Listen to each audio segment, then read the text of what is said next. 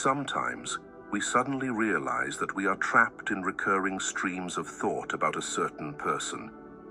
It may be someone who passed through our life long ago, someone who is still present, or even someone we only encountered briefly.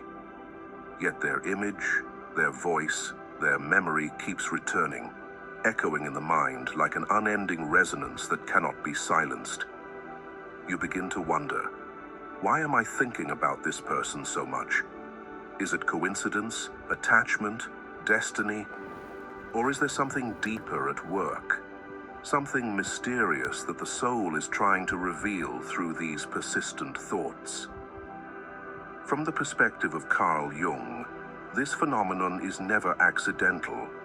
He believed that nothing lingers in the psyche without meaning.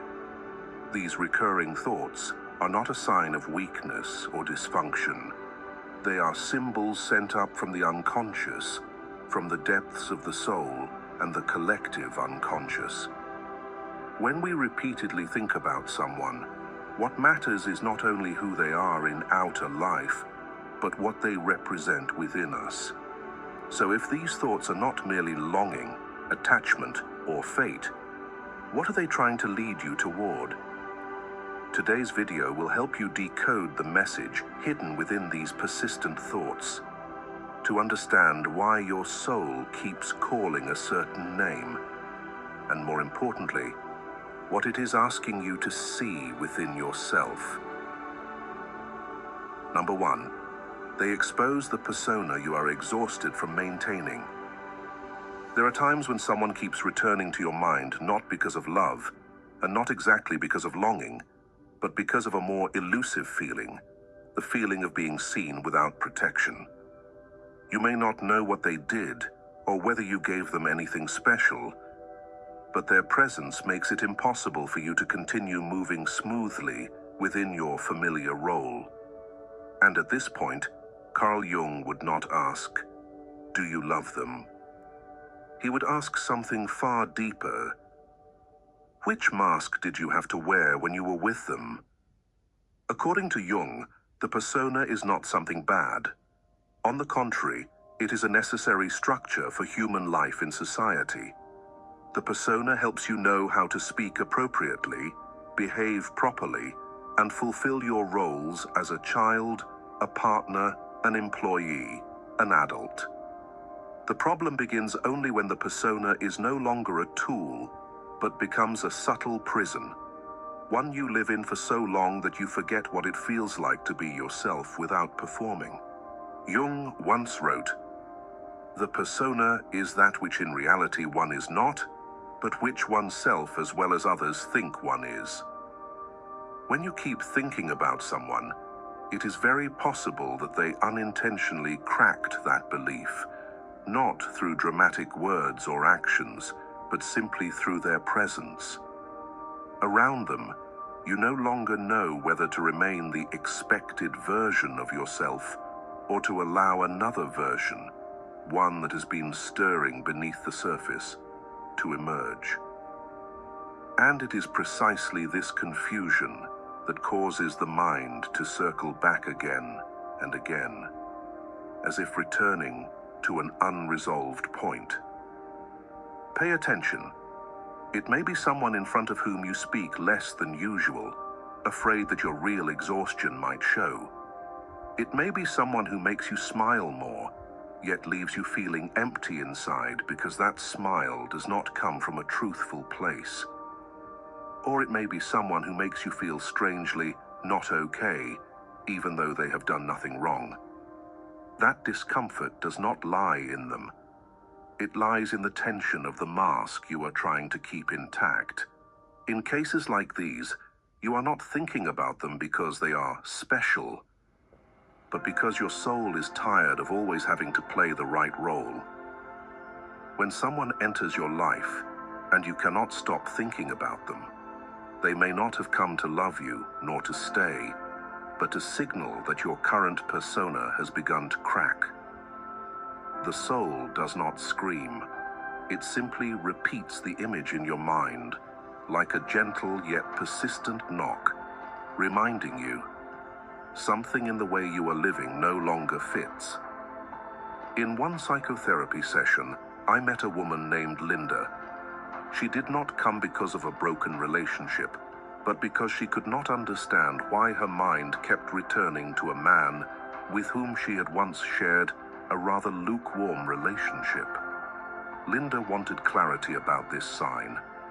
She told me that in the relationship with him, she constantly struggled to maintain the image of "I'm fine," an image she had long upheld, while internally she felt the opposite. Every time she said she was fine, he did not reassure her, did not praise her strength, nor rely on that image. He simply remained silent and believed her words. That silence, which did not rescue her, left Linda deeply unsettled. In other relationships, her strong persona had always been reinforced. With this man, however, it was neither supported nor shattered, but placed into an invisible void. In that space, she no longer knew what to do. Should she remove the mask of pretending to be fine, or continue wearing it? It was as if this was the moment her question finally found an answer. She was thinking about him because he had cracked the social mask she had been maintaining for so long. Modern psychology refers to this phenomenon with terms such as role conflict or identity fatigue. When a person must maintain a social image that no longer aligns with their inner experience, the nervous system enters a state of prolonged tension. Repetitive thoughts about someone often arise precisely at this stage, not because that person has taken over your mind, but because they activate the conflict between who you are presenting and who you truly are. At a deeper level, this is clearly a spiritual phenomenon. The soul, according to Jung, does not accept a life lived entirely within roles. It does not destroy you all at once. Instead, it sends increasingly clear signals. One of those signals is a face that refuses to leave your mind, preventing you from continuing to live superficially. Each time you think of them, you are in fact thinking about the distance between your outer life and your inner life.